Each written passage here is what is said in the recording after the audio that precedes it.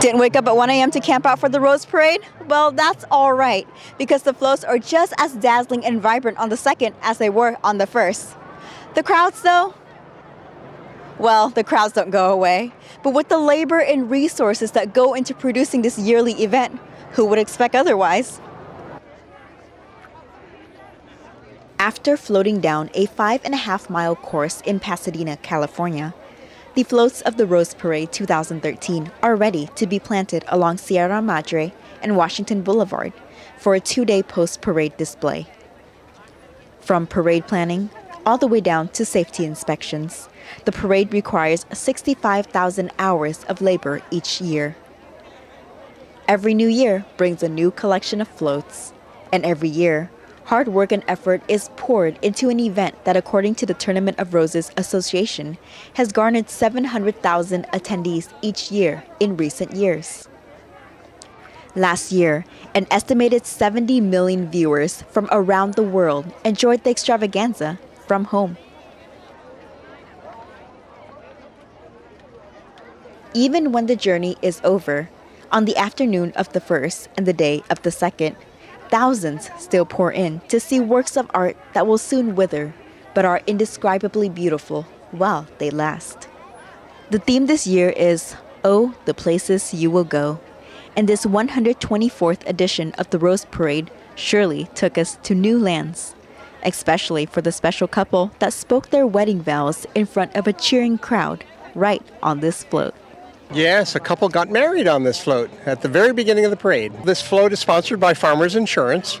Farmers Insurance conducted a national contest, and this was the couple that was selected at the end of the contest as a result of an online national vote. Tell us something else special about the design of this float. Well, the design is based on a Fabergé egg. The vessel that they were married on with the lid is to simulate, that historic, Russian piece of jewelry. And there are 7,500 roses, another 6,800 carnations, and all kinds of other flowers here on the float. What does Farmers Insurance have in store for us next year? How can you top something like this? This is the 54th time that I understand Farmers Insurance has been in the Rose Parade, so I guarantee they'll be doing something equally unique next year. And if they do this again next year, would you yourself consider getting married on it? Well, I don't think my wife would appreciate it very much, but I would if I weren't married. You can remarry her on it. That would be very romantic. That's right, it would be.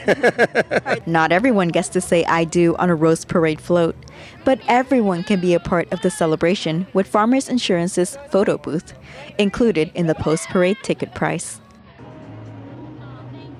Other floats bring us to other places, like Deep Sea Adventures, a world of imagination made tangible through the miracle of human dedication.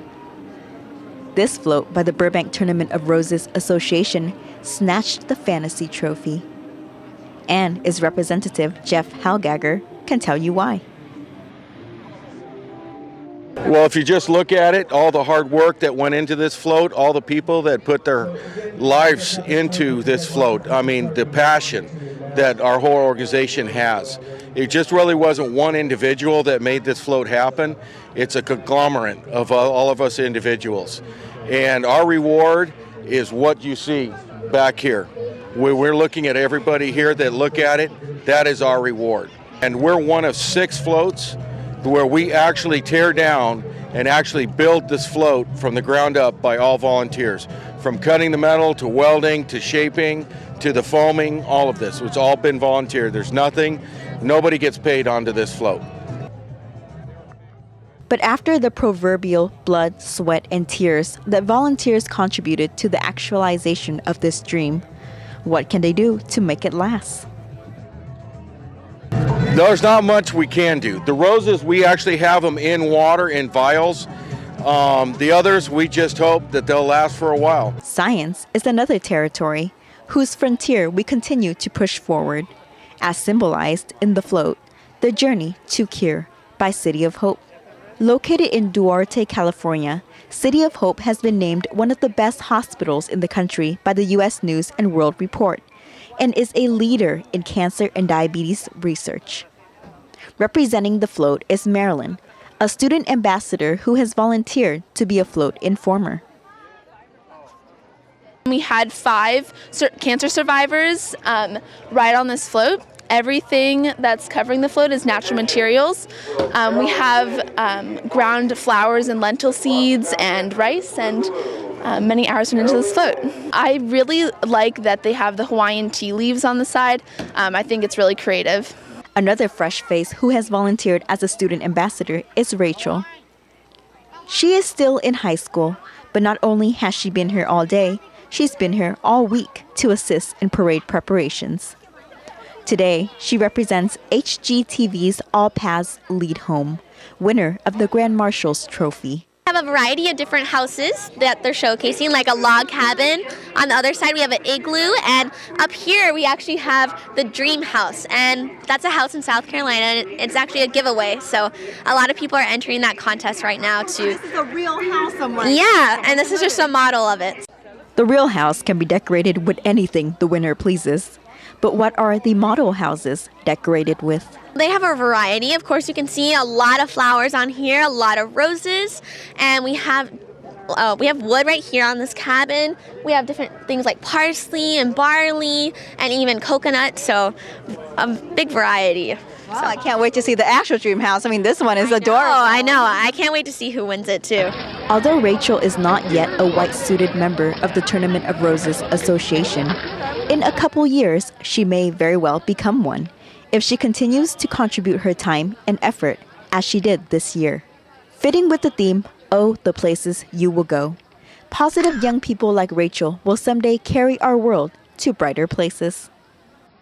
Some other floats on display include Dino Soar by La Cañada Flint Ridge Tournament of Roses Association, winner of the Animation Trophy, depicting a dinosaur about to go to new places with new wings.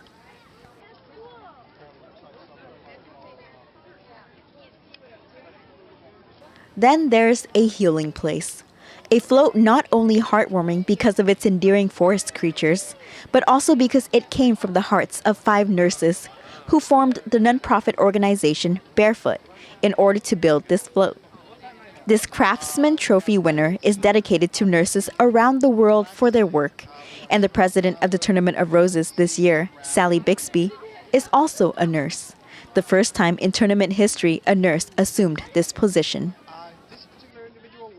One of the benefits to the post-parade event or going the evening of the first or the second in order to see the floats is that they'll wait here patiently for you to snap all the pictures you want.